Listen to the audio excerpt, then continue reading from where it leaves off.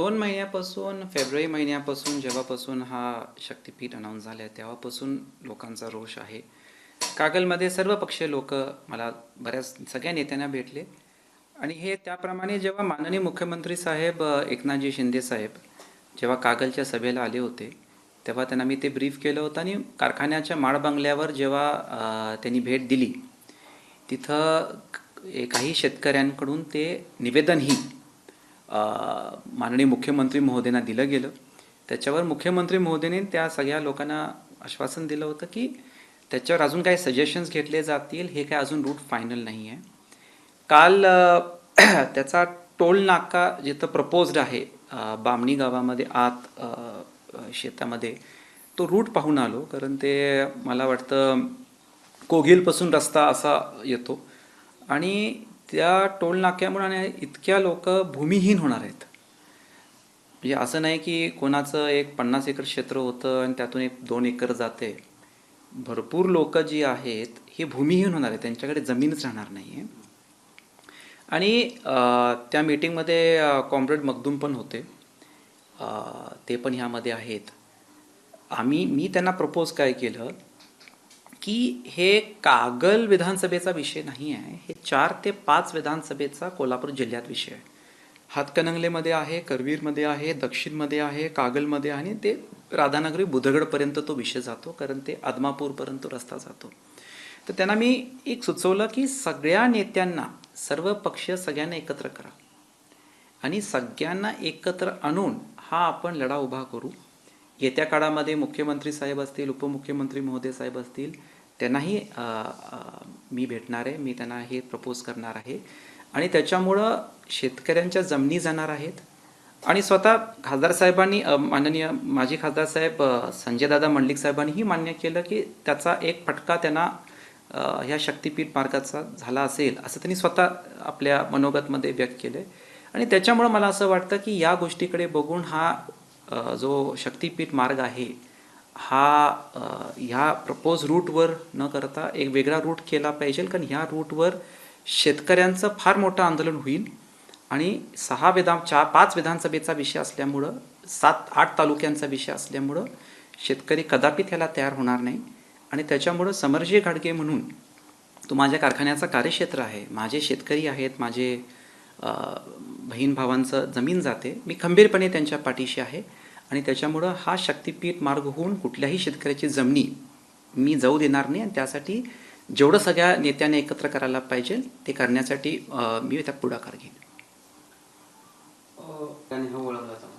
2 options तर आपल्याला द्यावं लागलं. रद्द करा हा पहिलं आमची मागणी, माझी नाही सगळ्या शेतकऱ्यांची मागणी आहे. आणि त्यात मग अल्टरनेटिव्ह पण काय करता येईल हे पण ते असं दुसरा ऑप्शन पण आपल्याला द्यावं लागेल, बरोबर. आणि ते आहे, लोकांनी प्रपोज पण केला आहे, अधिकारी लोकांनाही बोलले आणि त्याचे सजेशन घेतले पाहिजे. कारण तो राधानगरी बुधगडमध्ये पण तो फार मोठा रोष निर्माण झाला आहे, होणार आहे. आणि तिकडची पण दौऱ्यामध्ये मला या खासदारकीच्या वेळी बरेच युवक भेटले.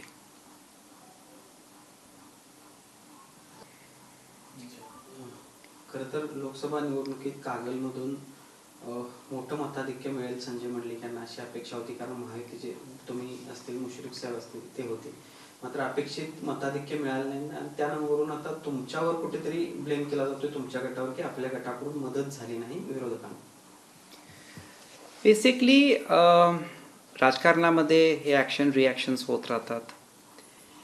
या इलेक्शनमध्ये सगळ्यांनी ताकद लावली आहे आणि त्याच्यामुळं जे ब्लेम गेम सुरू झालेला आहे, मला वाटतं की निकाल आल्या आल्या एका तासामध्ये एक काही तर पोस्ट पडली, त्याच्या रिॲक्शनवर दुसरी पोस्ट पडली. आणि मला असं वाटतं की थोडंसं ॲनालिसिस मीडियानी करावं की मला माहीत नाही ती पहिली पोस्ट जी टाकली ती कोणी टाकली, ती पोस्ट टाकल्यानंतर त्या पोस्टवर खालचे कमेंट्स काय आले, आणि त्याच्यामुळं मला वाटतं त्यानंतर पोस्टचं कमेंट सेक्शनही बंद करावं लागलं. आणि मग त्याच्या रिॲक्शनमध्ये आणखीन काय तर पोस्ट आली. स्वर्गीय राजेसाहेबांच्या काळापासून आम्ही ही पार्टी चालवतो, त्याच्यामुळं मला ह्या जस्टिफिकेशन करायच्या गेममध्ये काय पडायचं नाही आहे. हे ब्लेम गेम्स, ॲक्शनला रिॲक्शन सोशल मीडियावर चालू राहणार. माझं तेच म्हणणं आहे की जे काय ओव्हरऑल रिझल्ट कोल्हापूर लोकसभेचा आलेला आहे आपण सगळ्यांनी आत्मचिंतन केलं पाहिजे की आपण कुठं कमी पडलो. हे बाकीचे ब्लेम गेम हा बालिशपणा चालू राहतो, त्याच्यामध्ये मला काही वेळ घालवायचा नाही आहे. मला आता पुढे कागल विधानसभेचे जे लोकांचे इश्यूज आहे, शक्तीपीठचा माग जसं, ह्या गोष्टी मला आता वेळ द्यायचा आहे.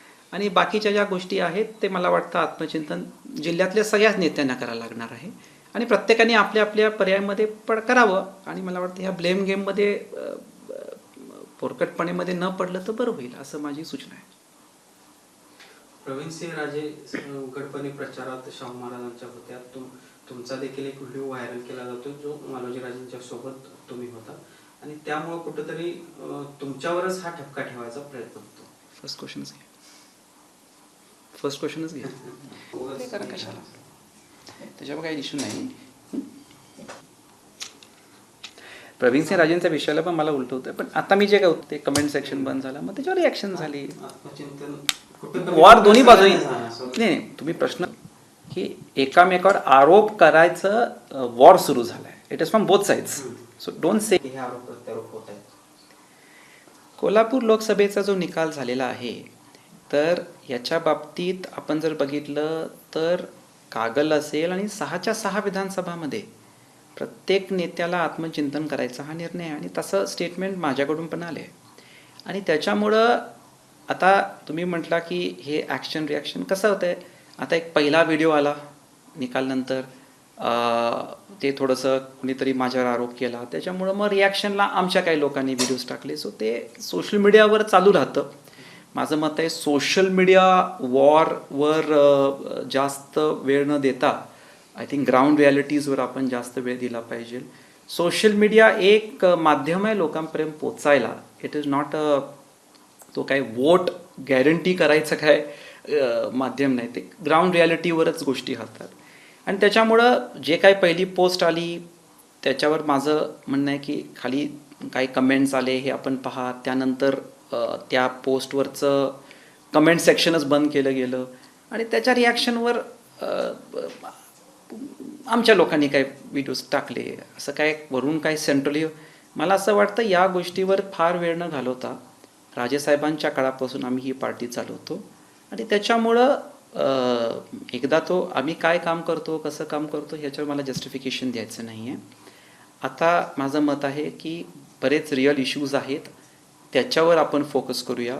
तसं शक्तीपीठ मागचा विषय आहे आणि त्याच्यामुळं मला वाटतं ॲक्शन रिॲक्शन हे राजकारणात चालू राहील. त्याच्यामध्ये फार न गुंता आपण आपलं काम करत राहणं आणि कुठं आपण प्रत्येक नेत्याने कुठं कुठं कमी पडलं याचं आत्मचिंतन करून पुढचं वाटचाल आपण सगळ्यांनी करावी. एबीपी माझा, उघडा डोळे बघा नीट.